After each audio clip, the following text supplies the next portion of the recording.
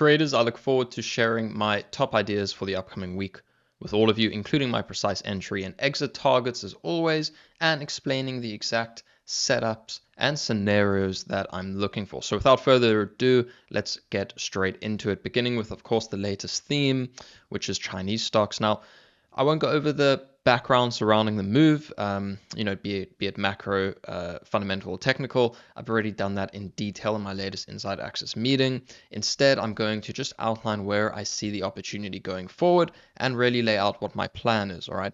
The big opportunity for me, especially coming into Monday or potentially Tuesday, will be a mean reversion A+ opportunity. So let's start off with that. Now, the idea is that I'm looking at the most overbought Chinese stock, right? Judging by its range expansion and RSI. Now, it's important to remember that these Chinese stocks are breaking out of multi-year bases. For example, if we take a look at BABA and we go to a weekly chart, breaking out of a multi-year base. Even TIGR, which is the most overbought stock right now, breaking out of a multi-year base, and so on and so forth as you go down the list of at least a basket of 10 stocks. So it's important to remember that they're real companies and they have immense tailwinds coming from Beijing's measures that have been imposed to ease. Now, I'm not looking for a crash type of move either, just a mean reversion opportunity. So the stock in focus. So due to range, due to liquidity, RSI, for me, it's TIGR to express the mean reversion opportunity.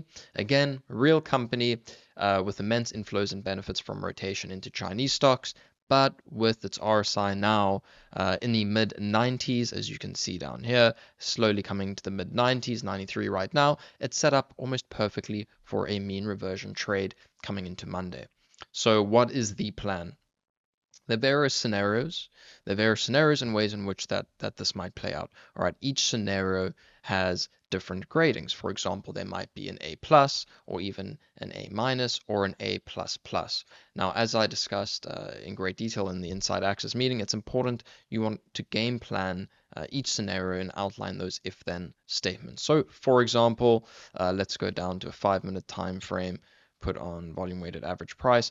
One scenario might be if TIGR gaps up on Monday, further stretching its RSI, has one last push off the open, say through 14, you get a quick push and immediate rejection, then that would be an A++ opportunity for me, and I would look to be short versus the high of day, really explicitly targeting a lower high entry, and thereafter looking for consolidation breakdown or VWAP breakdown to add to the position. Another scenario is if Tiger gaps up on Monday and it gives back that gap up in the pre-market, similar to what we saw yesterday. If we get that gap up and we get that fade in the pre-market, that would then kind of be downgraded to an A minus for me. I would look to short a lower high, failed pre-market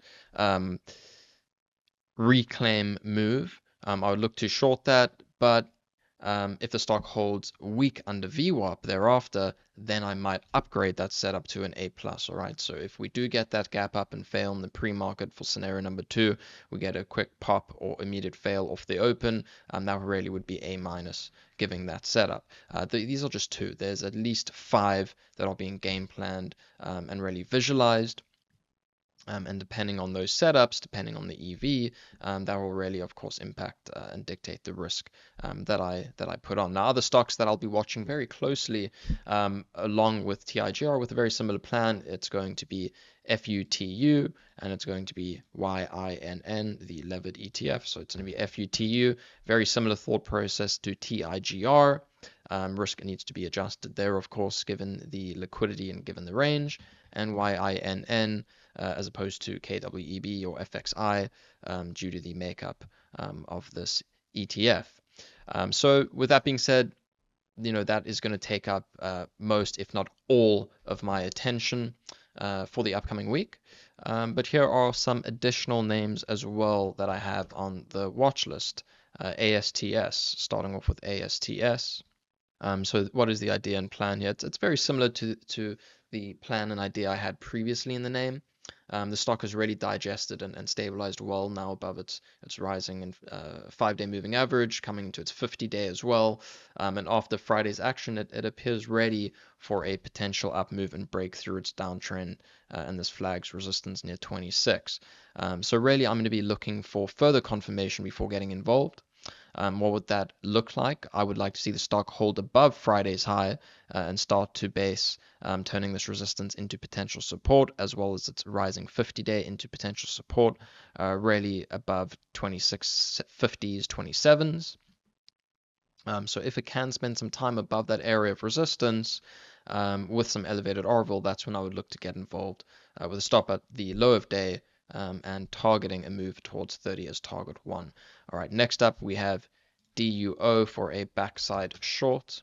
DUO, multiple offerings were announced last week, and we finally got that change of character on Friday when weakness kind of ensued, and we got a significant break of trend and overall character. So if this stock can push back towards 350, back towards a potential area of overhead resistance, failure zone, and supply, if we get a pushback there and lower high confirmation, that's when I'd look to be short versus the day's high, and trailing against lower highs thereafter, targeting a move towards 250, and thereafter to sub 2. And then lastly, I have BENF on the radar as well, really just a reactive trade that I'll have some alerts set in. And with BENF, I'm really keeping it super simple after Friday's failure. If the stock does push back toward 190 and fail, if it would push back towards its going to be 2-day moving volume weighted average price and fail, if we're able to do that, then it will be a very reactive trade in which I'd look to get short for a move back down to mid ones.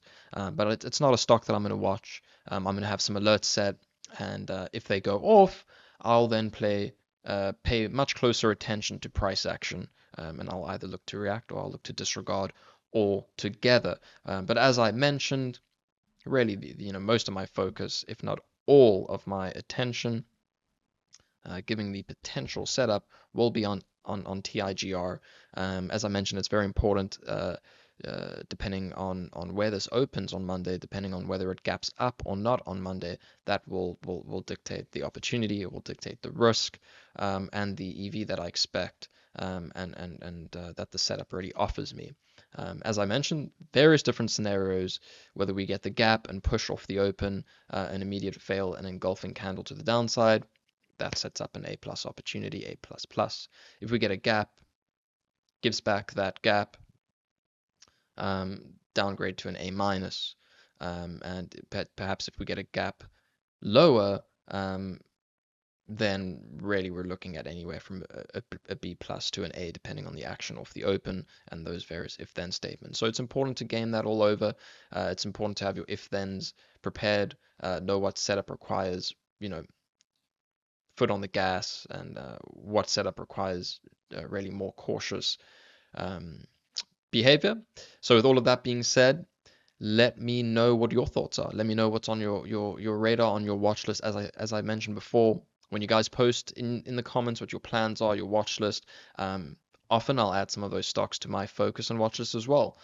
So continue to do that. I look forward to reading through all of those, and good luck for the upcoming week, and I'll see you all again next week. So you're an active trader, not doing as well as you want, not doing as well as you deserve, and you just can't figure out why you can't become profitable no matter how hard you try.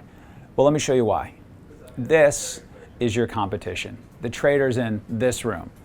This room right here is full of elite traders, some of whom are making 7 and even 8 figures a year. In fact, our top guys have made nearly 20 million each in net trading profits in a single year. Let's head to my office so I can share more. So you're probably used to seeing videos of lavish trader lifestyles, trading gurus trading off of a laptop for an hour a day, heck, maybe even 15 minutes a day, and then them relaxing on some secluded beach for the rest of the day. Well, all I can tell you is that our traders train like pro athletes. They live and breathe the markets and are continually working on their trading skills. Because at our firm, that's what we found it really takes to make it in this game. I'm Mike Bellafiore, co-founder and managing partner of SMB Capital, one of the world's top proprietary trading firms located in Midtown Manhattan. And we're always looking for trading talent to hire and develop. And not just to trade in-house on our desk, but also to trade from their own home, entirely using our firm's capital. And we have numerous traders doing just that, allowing them to make upwards of 7 figures trading the firm's capital without risking their own money. But to even get a shot at something like that, you need to have the right training. That's why we're doing a new free online presentation in which we share how you can get an interview with SMB to become an in-house or remote trader, trading firm capital without risking yours and gaining access to all of our firm's coaching and resources. And the best part? You don't have to be a profitable trader yet. In fact, we prefer to mold profitable traders with our methods and our techniques. That's why we have just 3 simple criteria that can earn anyone an interview. We're looking for highly ambitious and determined traders who fit our culture first and foremost. So if you believe that could be you, sign up for the free 1-hour online presentation by clicking the link that's in your top right corner of your screen now.